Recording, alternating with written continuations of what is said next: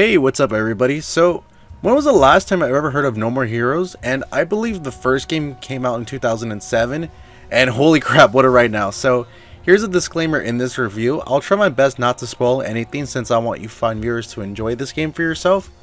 But if you have not played any of the other games, this fourth game will be a bit confusing, seeing that there are many elements from the past three games that will take a huge part of the No More Heroes 3 lore, or story, or whatever. But luckily for you guys out there, you can check out my boy Colossus videos. He has made a review of the first game and goes into depth on what it is to offer. Also too, those cheeky developers also made another video that summarized all three games to you on YouTube, so if you're too lazy to play the games for yourself or just don't have any of the money, you can simply watch this 8-minute video by them, or you of course watch my boy's video too. And to be fair, I'm one of those people who didn't finish them, but I do own the original copies of these games. But my Wii remote had died, probably due to the fact that I forgot to change the batteries in like maybe months. So it probably destroyed the Wii remote as itself, and I was kind of too lazy to go to my local game store and purchase the $30 for a new remote. But it's fine. Even if you haven't played any of the other games, this game is more than welcoming to like newcomers like myself. Or not newcomers, but you know, just casual people getting back to this franchise. But let's continue. No More Hero 3 starts off with the story of a young boy named Damon that happens to explore his forest, where he encounters an alien spacecraft that has crashed, and he starts to make friends with this alien that gets out of his craft. And oh boy, does this sound awfully similar to another movie called E.T.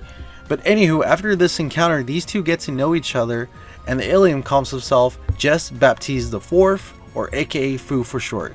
And as these two are playing every day in this forest and they get to know each other, Fu makes like this alien contact thing with Damon so they can be connected forever.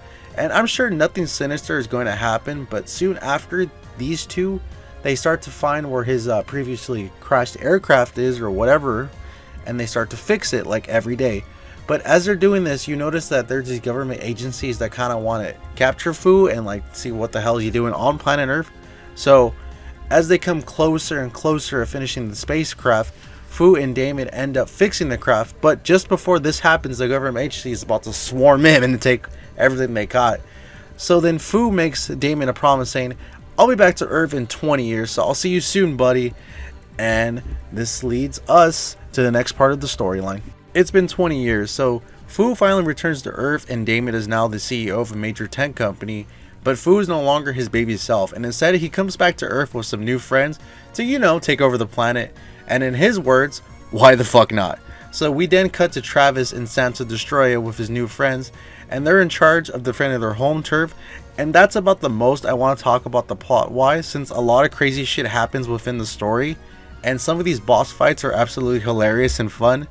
But oh boy, there are some bosses here that are completely way too easy as you continue further into the story. So for the gameplay aspects, I think there's going to be a huge split depending on the type of player that is going to play this game. You see, just like the previous games, in order to fight each boss, you must raise a certain amount of cash in each mission before you can fight them. But in order to raise that money, there are many side missions which include mowing grass, fixing toilets, racing, mining, and of course transforming into a super mecha and fighting aliens from outer space. And of course your standard horde mode, where you have to simply fight these alien enemies over and over again. But be aware, this can get very repetitive and it gets boring real fast. But luckily within these side quests, there are many dialogue options where it shows Travis talking about like random anime things with his friends and discussing on what they're doing with their lives. And these little interactions are my absolute favorite part of the game, not including many of the great boss fights. And that's what really sold this game, at least for me, is getting through the grind to fight these said bosses.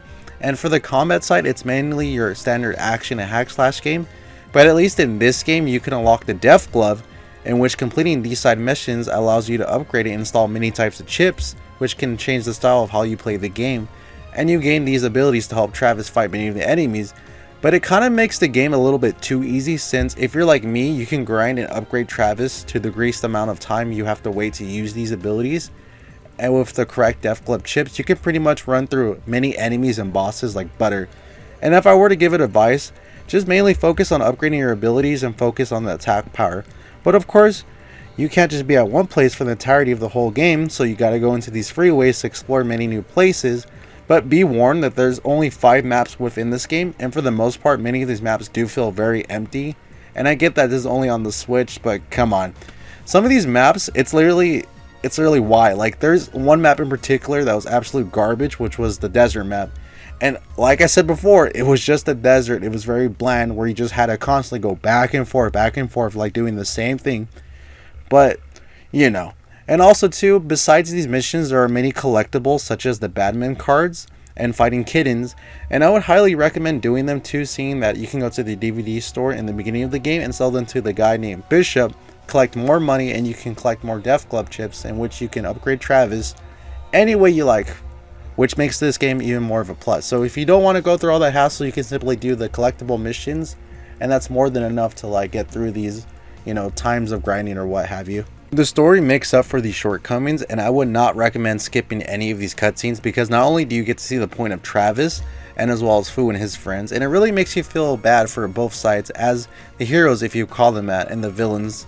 And it's absolutely cool seeing this, and I know they did this for the other games too, and I should really play those games when I have more time on my hands. But there are times in the story where I had to stop the game and look up the Wikipedia scene that I was missing a lot of what the plot was going on, because many of these timelines I stated before are from the other games.